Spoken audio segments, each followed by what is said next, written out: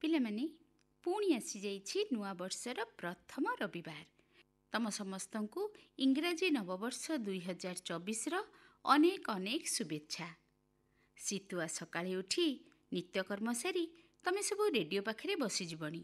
ତେବେ ଆଉ ଜମାରୁ ଡେରି କରିବାନି, ଶୁଣିବା ଶିଶୁ ସାଥୀ ତୋଫାନ ସେଠୀଙ୍କ କଣ୍ଠରେ ଭଜନଟିଏ। ଲେଖିଛନ୍ତି ଲକ୍ଷ୍ମୀଧର ଭୋଳ।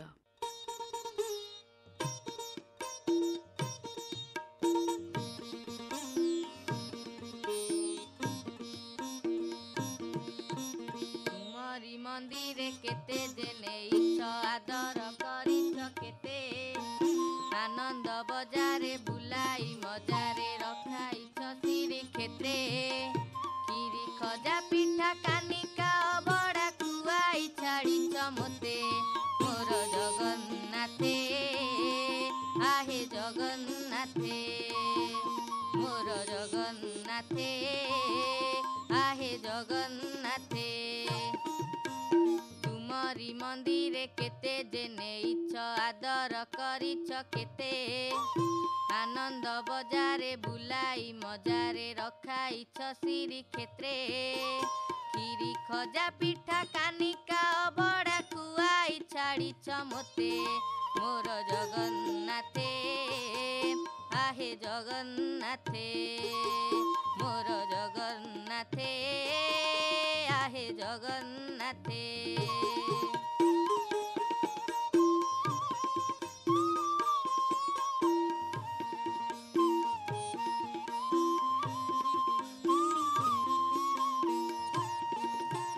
ଡକାଇ ଦେଇଛ ପଣ୍ଡାଙ୍କର ହାତେ ରତ୍ନ ସିଂହାସନ ପାଖେ, ବୁଲାଇ ଆଣିଛ ତୁମ ଚାରିପଟେ ଅନ୍ଧାରି ଆଲୁଅ ପଥେ।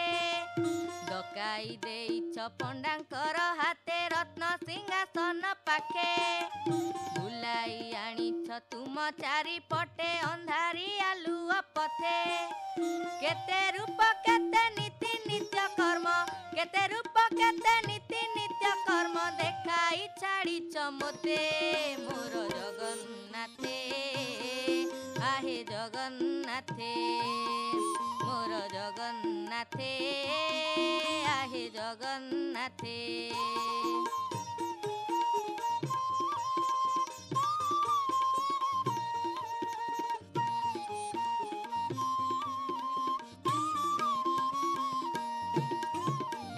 କେତେ ରାଜ ବେଶ ଗଜାନନ ନାଶ ନାଗାର୍ଜୁନ ରୂପ ଧରି, ହାତୀ ବେଶ ସୁନା ବେଶ ଆଦି ଯେତେ ନୀଳା ରୂପେ ଅବତାରୀ। କେତେ ରାଜ ବେଶ ଗଜାନନ ନାଶ ନାଗାର୍ଜୁନ ରୂପ ଧରି, ହାତୀ ବେଶ ସୁନା ବେଶ ଆଦି ଯେତେ ନୀଳା ରୂପେ ଅବତାରୀ। ଲକ୍ଷ୍ମୀଧର କହି ଆଉ କେହି ନାହିଁ, ଲକ୍ଷ୍ମୀଧର କହି ଆଉ କେହି ନାହିଁ, ତୁମ୍ଭ ବିନା ଏ ଜଗତେ ମୋର ଜଗନ୍ନାଥେ, ଆହେ ଜଗନ୍ନାଥେ ମୋର ଜଗନ୍ନାଥେ, ଆହେ ଜଗନ୍ନାଥେ। ତୁମରି ମନ୍ଦିରେ କେତେ ଯେ ନେଇଛ ଆଦର କରିଛ କେତେ, ଆନନ୍ଦ ବଜାରେ ବୁଲାଇ ମଜାରେ ରଖାଇଛ ଶ୍ରୀକ୍ଷେତ୍ରେ। କ୍ଷୀରି ଖଜା ପିଠା କାନିକା ଅବଢ଼ା ଖୁଆଇ ଛାଡ଼ିଛ ମୋତେ ମୋର ଜଗନ୍ନାଥେ, ଆହେ ଜଗନ୍ନାଥେ ମୋର ଜଗନ୍ନାଥେ, ଆହେ ଜଗନ୍ନାଥେ ମୋର ଜଗନ୍ନାଥେ, ଆହେ ଜଗନ୍ନାଥେ ମୋର ଜଗନ୍ନାଥେ,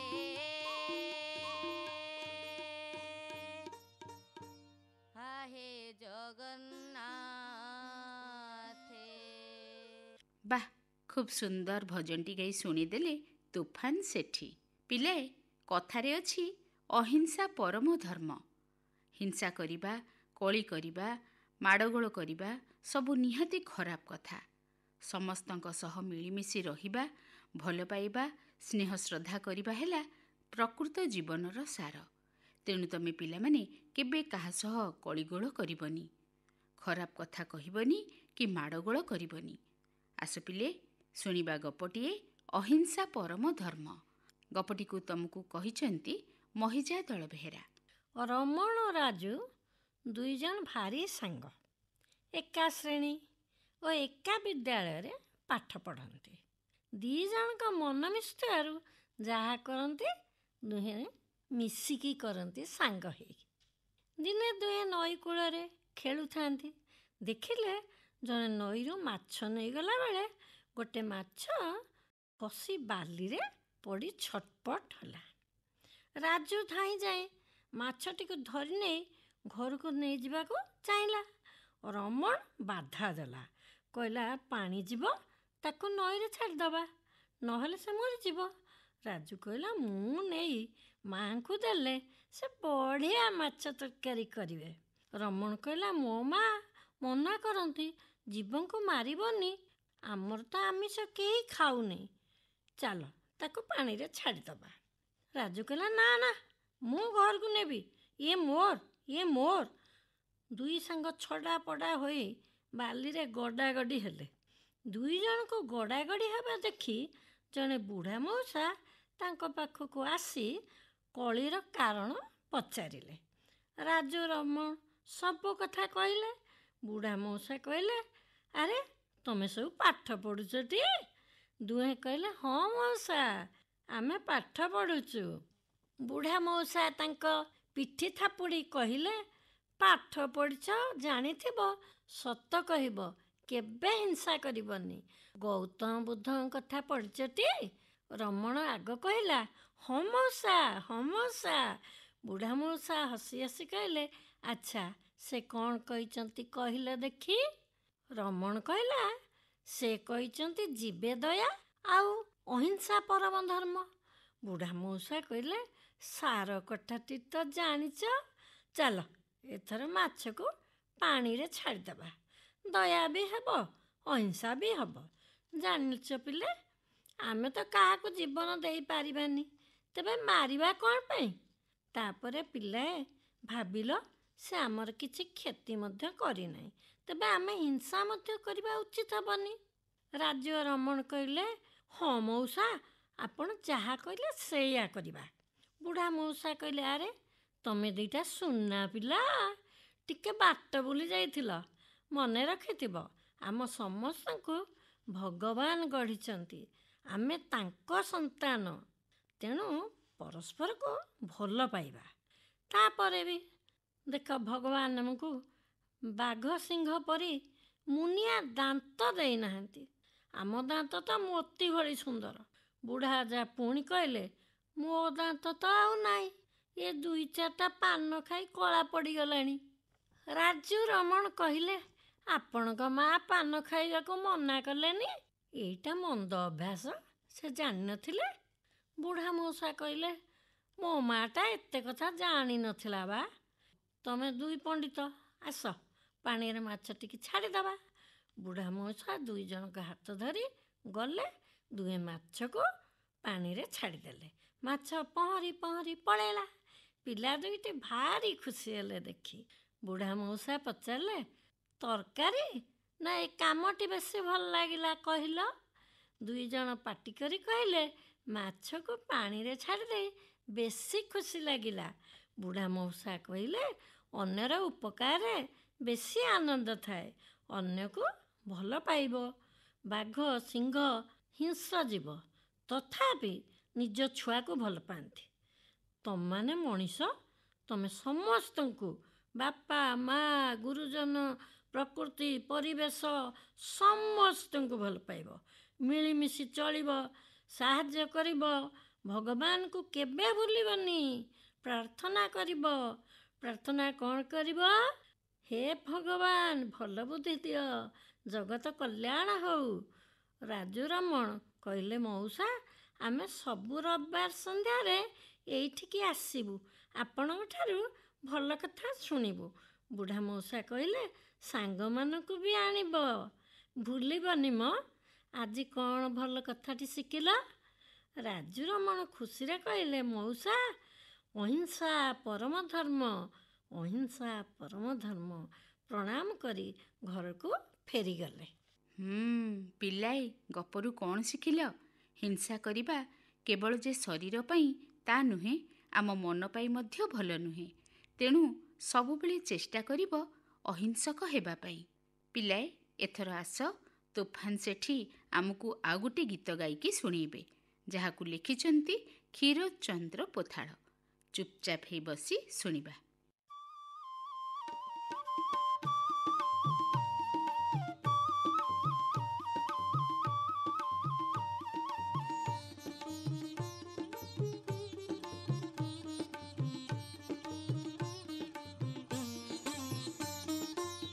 ମାଘ ମାସ ଶୀତ ବାଘ ପରି ଆସେ, ଦେଖିଲେ ମାଡୁଛି ଡର, ଦେଖିଲେ ମାଡୁଛି ଡର।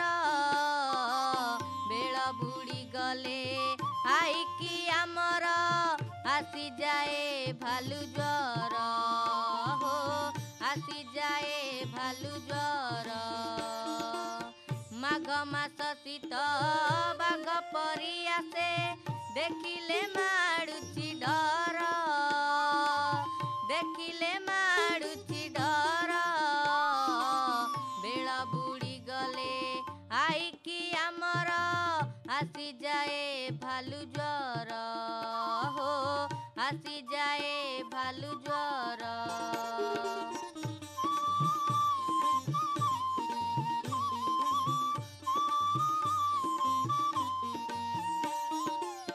ପାଖରେ ରଖି ସେ ନିଆଁ ଉହ୍ନେଇ, କଥା ଗପୁ ଗପୁ ପଡ଼େ ଘୁମେଇ।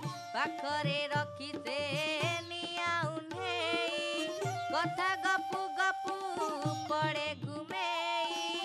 ଅଜାଙ୍କର ମଜା କହିଲେ ନ ସରେ, ଅଜାଙ୍କର ମଜା କହିଲେ ନ ସରେ। ସବୁବେଳେ ଥର ଥର ମାଘ ମାସ ଶୀତ ବାଘ ପରି ଆସେ, ଦେଖିଲେ ମାଡୁଛି ଡର, ହୋ ଦେଖିଲେ ମାଡୁଛି ଡର।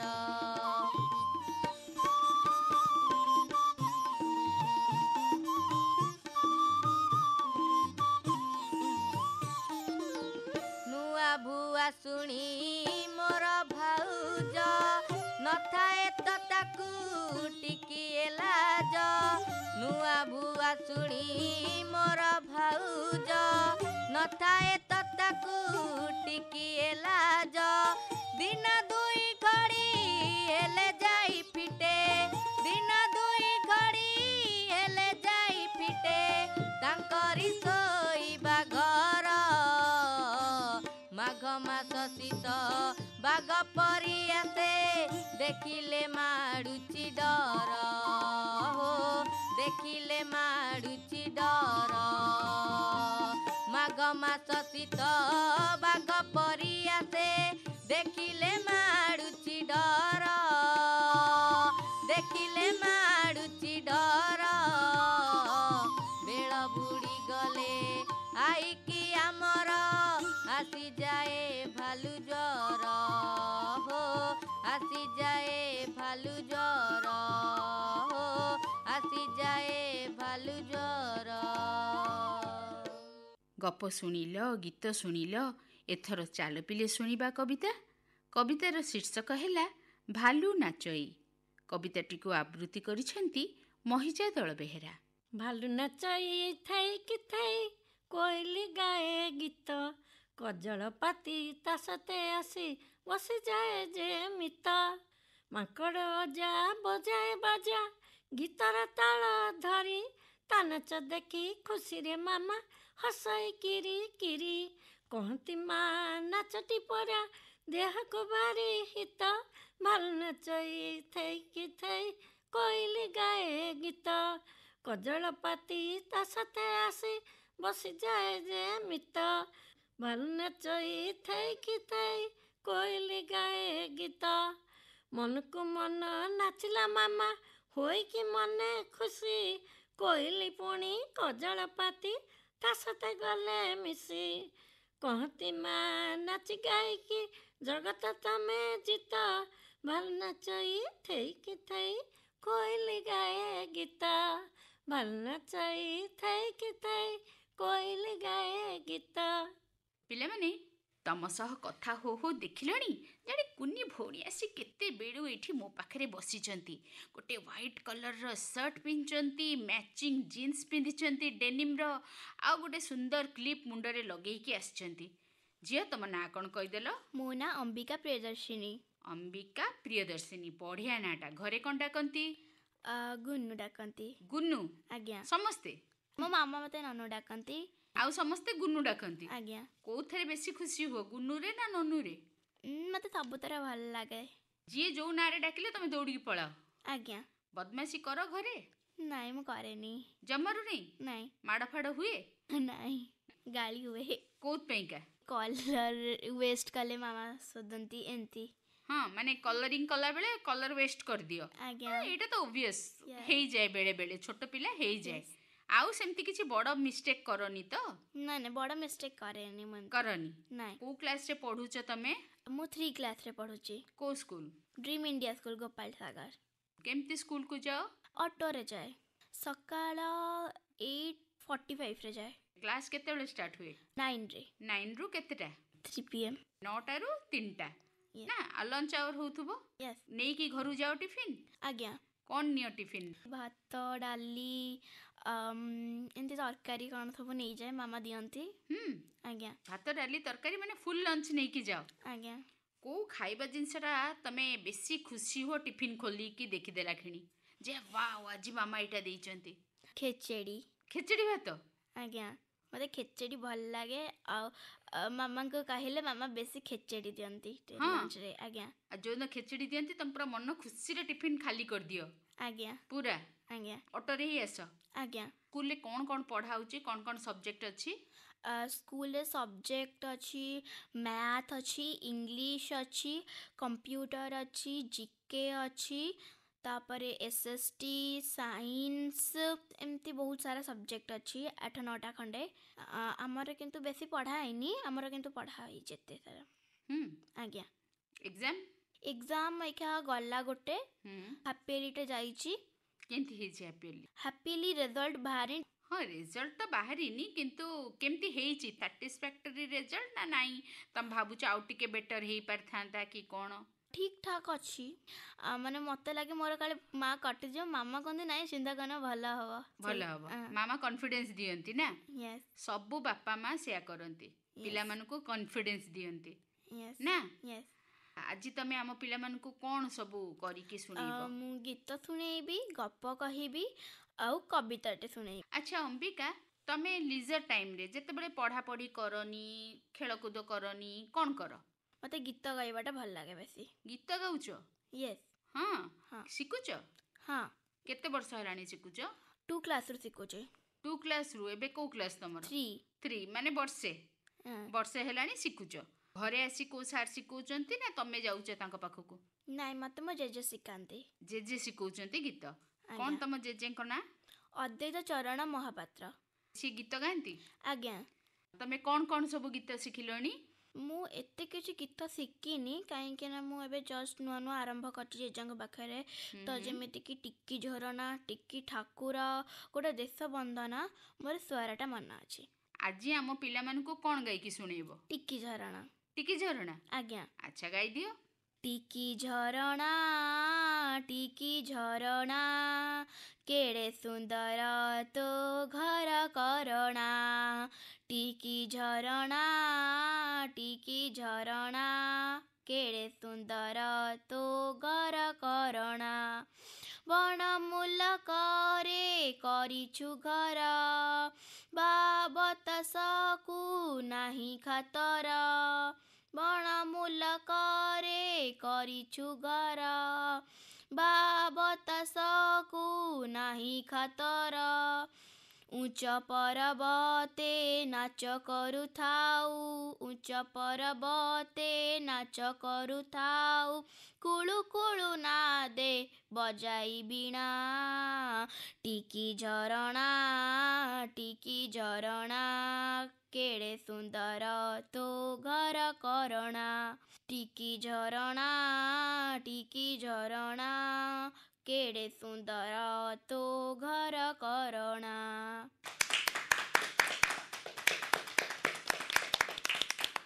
ବାଃ, ବଢ଼ିଆ ଗୀତ ଗାଉଛ। ପ୍ରାକ୍ଟିସ୍ କଲେ ଆହୁରି ଭଲ ଗାଇବ। ଆଜ୍ଞା। ଗୀତ ଗାଇବା ଛଡ଼ା ଆଉ କ'ଣ କରିବାକୁ ଭଲ ଲାଗେ ତୁମକୁ? ମୋତେ ଡ୍ରଇଂ କରିବାକୁ ବି ବହୁତ ଭଲ ଲାଗେ। ହଁ, ଯେମିତିକି ନୂଆ ନୂଆ ଗପ ଶୁଣିବା, କିଛିଟା ନୂଆ ନୂଆ କବିତା ବିଷୟରେ ଜାଣିବା। ମାନେ ଆମ ଓଡ଼ିଆ ବହିରେ ବିଭିନ୍ନ ଓଡ଼ିଆ କବିତା ଅଛି। ମୋତେ ତାକୁ ପଢ଼ିକି ଶୁଣିବା ବହୁତ ଭଲ ଲାଗେ। ଆଉ ମୁଁ ଯେଉଁଟା ପଢ଼ିପାରେନି, ମୁଁ ମୋ ଜେଜେମାଙ୍କୁ କୁହେ, ସେ ପଢ଼ନ୍ତି। ମୋତେ ବହୁତ ଭଲ ଲାଗେ ଶୁଣିବା କବିତା। ଆଜ୍ଞା କବିତା ଶୁଣିବାକୁ ତୁମକୁ ଭଲ ଲାଗେ? ଆଜ୍ଞା। ତମେ ନିଜେ ଲେଖ କ'ଣ? ନା ମୁଁ ନା ଲେଖିନ, ଖାଲି ଶୁଣିବାକୁ ଭଲ ଲାଗେ। ଆଜ୍ଞା, ଶୁଣିବାକୁ ଭଲ ଲାଗେ, ପଢ଼ିବାକୁ ବି କିଛି ଭଲ ଗୋଟେ ଲାଗେ। ଭଲ କବିତା ଯୋଉଟା ତମେ ମନେ ରଖିଥିବ ଆମ ପିଲାଙ୍କୁ କହିପାରିବ? ଆଜ୍ଞା, ମୁଁ ଆଜି ଗୋଟେ ଗଛ ବିଷୟରେ ଗୋଟେ କବିତାଟେ କହିବାକୁ ଚାହୁଁଛି, ଯୋଉଟାକି ଗଛ ଆମକୁ ବହୁତ ଉପକାର କରେ। ତା ବିଷୟରେ କହିବି। ଗଛଟି ଦେଖିଲେ ସତେ ଥରେ ଲାଖିଯାଏ ମନ ତାଠାରେ, ଦୂରୁ ଦିଶୁଥାଏ କି ସୁନ୍ଦର, କରେ ସେ ସବୁରି ଉପକାର। କେଡ଼େ ସୁବାସିତ ଫୁଲ ତାର, ମହାପ୍ରଭୁଙ୍କର ଗଳାହାର, ବହୁ ସୁଆଦିଆ ମିଠା ଫଳ, ଦେଖିଲେ ପାଟିରୁ ବହେ ଲାଳ। ତା ପତର କାଠ ହୁଏ ଜାଳ, ତା ଛାଇ ତଳ ସୁଶୀତଳ, ଶୀତ ଖରା ବର୍ଷା ସବୁ ସହି, ରହିଥାଏ ସେ ମୌନ ହୋଇ। ତା ଡାଳରେ ସବୁ ପକ୍ଷୀଗଣ, ରାତି ହେଲେ ହୁଅନ୍ତି ମିଳନ। ଗଛ ଦିଏ କେତେ ଅମ୍ଳଜାନ, ରକ୍ଷା କରେ ସେ ଆମ ଜୀବନ। ସହନଶୀଳତା ଭାବ ତାର, ସବୁ ଭଲ ଗୁଣେ ଭରପୁର। ତାପରି ଆମେ ହେଲେ ସବୁ, ଭଲ ପିଲାରେଟି ଗଣା ହେବୁ।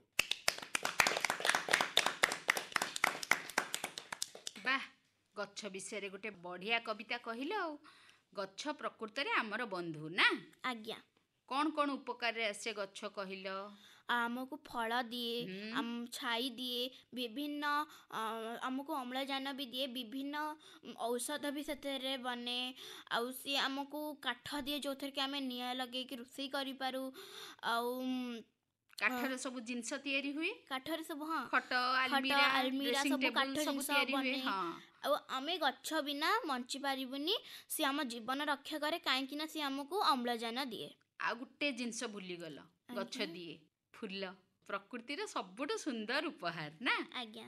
ଖୁସି ସମୟରେ ବି ଫୁଲ ଦରକାର ହୁଏ, ଦୁଃଖ ସମୟରେ ବି ଫୁଲ ଦରକାର ହୁଏ ନା? ଆଜ୍ଞା। ସବୁବେଳେ ଫୁଲଟା ନିହାତି ଦରକାର। ଆଜ୍ଞା। ଆଉ ଫୁଲକୁ ଦେଖିଲେ ମନ ଖୁସି ହେଇଯାଏ ଆଜ୍ଞା। ନା?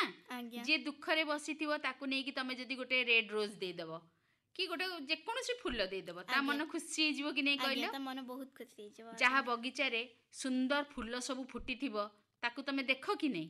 ଆଜ୍ଞା। ତମ ଘରେ ବଗିଚା ଅଛି? ଆଜ୍ଞା, ଆମର ଅଛି। ଫୁଲ ଗଛ ଲଗେଇଛ? ଆଜ୍ଞା। କୋଉ କୋଉ ଫୁଲ ଲଗେଇଛ? ମନ୍ଦାର, କନିଆରୀ, ତାପରେ ଟଗର, କୁସୁମ, ଏମିତି ସବୁ ଫୁଲ। ଗଛର ଯତ୍ନ ନିଅ? ଆଜ୍ଞା। ପାଣି ଦିଅ? ଆଜ୍ଞା। ସତରେ? ଆଜ୍ଞା। ହେଁ? ଆଜ୍ଞା। ଫୁଲ ତୋଳନି ତ?